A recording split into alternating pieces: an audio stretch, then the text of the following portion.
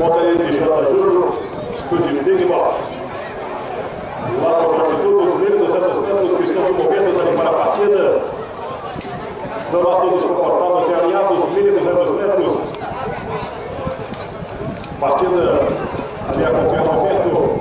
Uma pepita no primeiro box, montanha de FD, Swing Rally pisado. Ali o nosso animal, Ring Rally do Express Studio. Fernando Maia, treinamento de W. Maciel.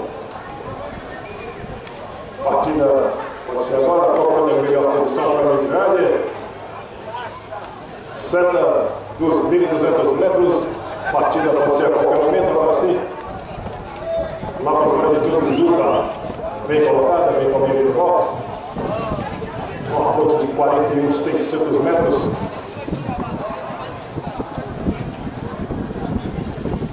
Outra pepita aqui no primeiro box.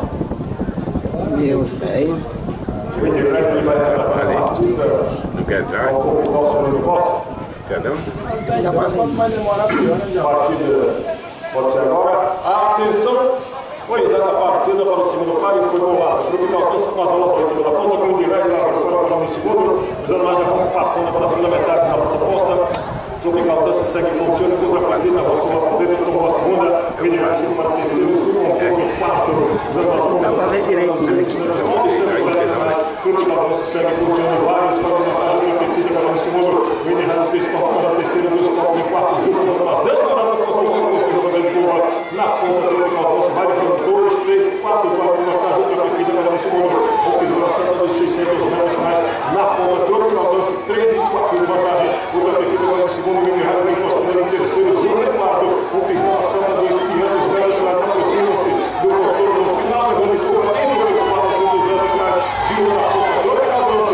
Giro no 12, 13 de vantagem. Outra pepita pegada na direita para o segundo. O Guilherme no terceiro, 5 e 4. Passa as bolas para a primeira, na segunda meta. Chega na ponta do primeiro. Outra pepita avançou.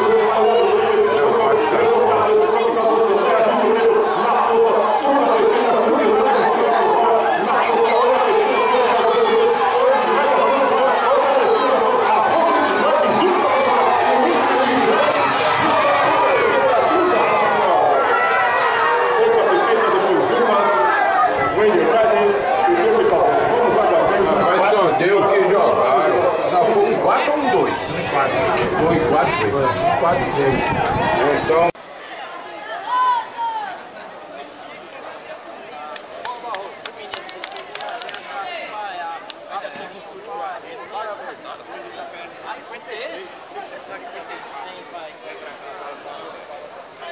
Bora, mano, sem comemoração.